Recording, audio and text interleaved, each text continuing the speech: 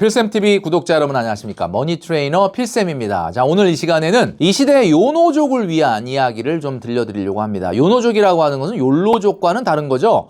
정말 딱 필요한 것만 산다라고 해서 요노족인데요. 오늘은 필쌤의 짠테크 중에서도 아주 정말 매운맛 버전의 짠테크, 그 방법에 대해서 한번 말씀드려 보도록 하겠습니다. 살면서 한번 그런 매운맛 버전의 짠테크 한번 실천해 볼 필요도 있지 않을까라는 생각을 하는데요. 4주 완성 재테크 로드맵 제가 말씀드리고 있는데 영상을 보면서 학습지를 보면서 재테크의 기초 기본을 다져보는 컨텐츠입니다. 고정 댓글에 링크가 있으니까요. 많은 참여를 부탁드립니다.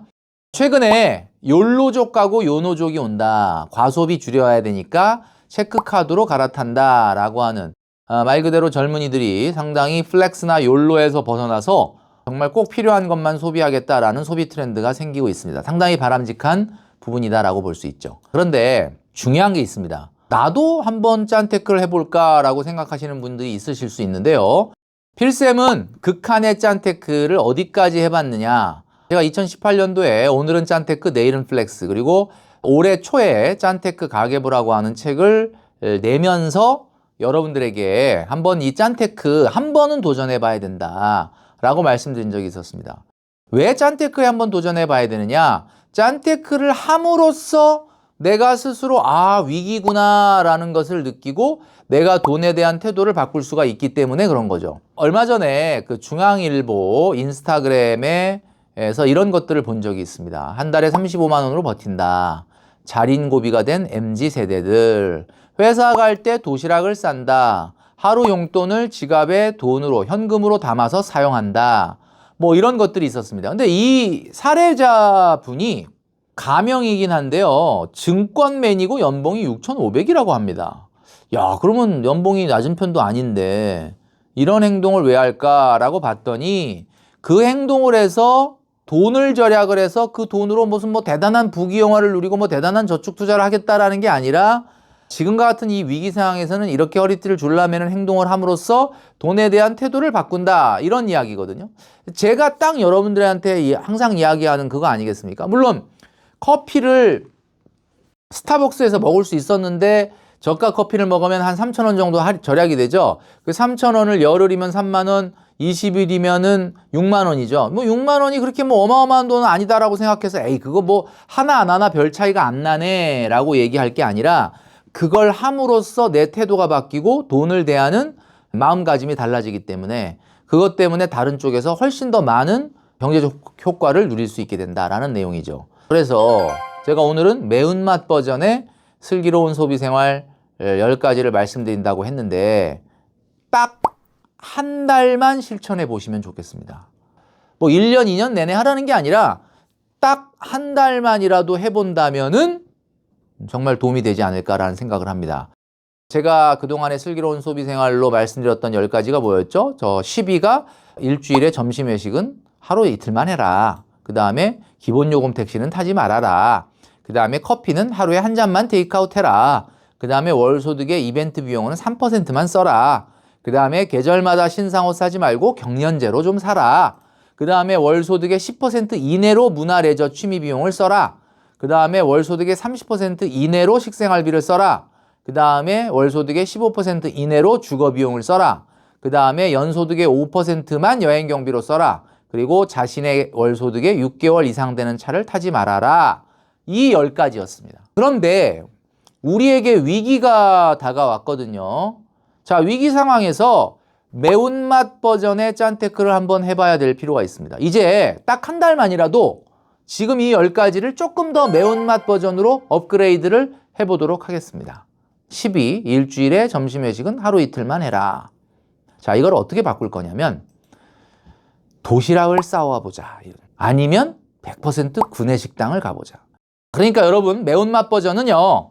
일주일에 점심 회식을 아예 안 하는 겁니다. 자, 3일은 도시락을 싸오고 이틀은 구내식당을 가는데 우리 회사에 구내식당이 없잖아요. 그러면 옆에 건물 약 1km 정도를 가볍게 점심시간에 걸어가면은 거기에 구내식당이 있습니다. 요렇게 해보자라는 거예요. 자, 그리고 9위는 뭐냐? 9위는 택시는 절대 타지 않는다입니다. 그러니까 기본요금 택시만 타지 말라 그랬었는데 이 기본요금 택시뿐만 아니라 아예 한 달 동안은 택시라는 것 자체를 타지 말자. 택시 앱을 삭제해보자. 이렇게 한번 말씀드리고 싶어요. 이게 매운맛 버전의 짠테크입니다. 여러분 8위는 말이죠. 하루 한 잔만 테이크아웃 하자가 아니라 한 잔도 안 먹으면 어때? 여러분 탕비실의 커피를 애용해보자. 저도 개인적으로 메가커피가 저가 커피잖아요. 그래서 1,500원밖에 안 하기 때문에 매일은 아니지만 일주일에 하루 이틀 정도는 먹었었는데 여기 좀 안 합니다. 최근에는. 그냥 뭐 탕비실의 커피를 마셔도 굉장히 훌륭하더라고요. 예. 뭐 한 달만 해보는 거 아닙니까, 여러분? 짠테크를 통해서 뭐 부귀 영화를 누리자가 아니라 짠테크를 통해 여러분들의 돈에 대한 태도를 바꾸자라는 거잖아요. 자, 그 이후에 더 할 건지 덜 할 건지는 여러분들이 판단하시면 되는 거고요. 자, 7위는 월 소득의 3% 이상 이벤트 비용 쓰지 말고 3% 이내로 쓰자였는데 이걸 어떻게 바꾸느냐면 월 소득의 1%만 이벤트 비용으로 쓰자. 자, 그럼 어떻게 되는 거죠? 월급 300이다 그러면은 3만 원이에요, 하루. 한 달에 3만 원만 이벤트 비용으로 쓰자. 자, 그 다음에 계절마다 신상옷 사지 말고 경년제로 사자라고 했는데 매운맛 버전에서는 아예 사지 말자. 아니, 옷이 없는 건 아니잖아요. 경년제고 뭐고 다 필요 없고 그냥 당분간은 옷을 사지 말자. 같은 옷 갖고 한 3년, 4년 입다 보면 그 유행이 다시 돌아오지 않겠습니까? 그 다음에 5위, 월소득의 10%까지만 문화레저 비용 쓰자라고 했는데 문화레저 비용 꼭 써야 됩니까, 여러분? 월소득에 문화레저 비용 안 쓰면 안 됩니까? PT, 요가, 필라테스 꼭 해야 됩니까? 여러분, 책을 사서 보는 거? 도서관 가면 빌려주잖아요. 여러분, 공연이라든지 영화 같은 것들만 여러분 안 보게 되면 문화레저 비용이라고 하는 것을 완전히 0으로 만들 수가 있는 거죠. 월소득의 30% 이상 쓰지 말고 30%만 식생활비로 쓰자 그랬는데 이것은 월소득의 25%로 한번 해봅시다. 25%. 그리고 3위는 말이죠. 월소득의 15%까지만 주거비용을 쓰자였습니다. 자, 그런데 월소득의 10%만 주거비용 쓰면 어떨까요? 그러면 여러분 월급이 300만 원인 사람은 월세가 45만 원 넘어가면 안 됩니다. 이사 가야 되는 거예요. 월세가 45만 원 넘어가면 안 되는 거죠. 30만 원 이내가 돼야 되는 거죠. 부모님 집에 들어가든 아니면 정말 출근 거리가 더 늘어나더라도 월소득의 10%로 해보자.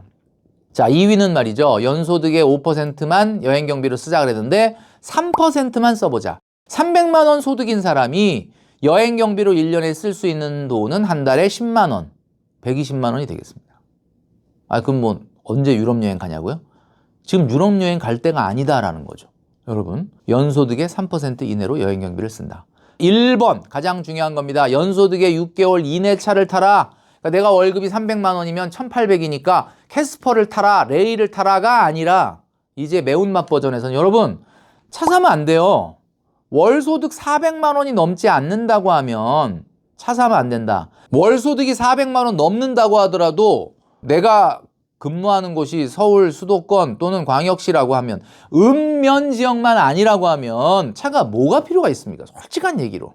자, 여러분 제가 지금 말씀드린 10가지 매운맛 버전의 짠테크 이 10가지를 여러분들이 만약에 10가지를 진짜 안 하는 분이 우리 필쌤TV 구독자 여러분들 중에 있다면 댓글 달아주십시오.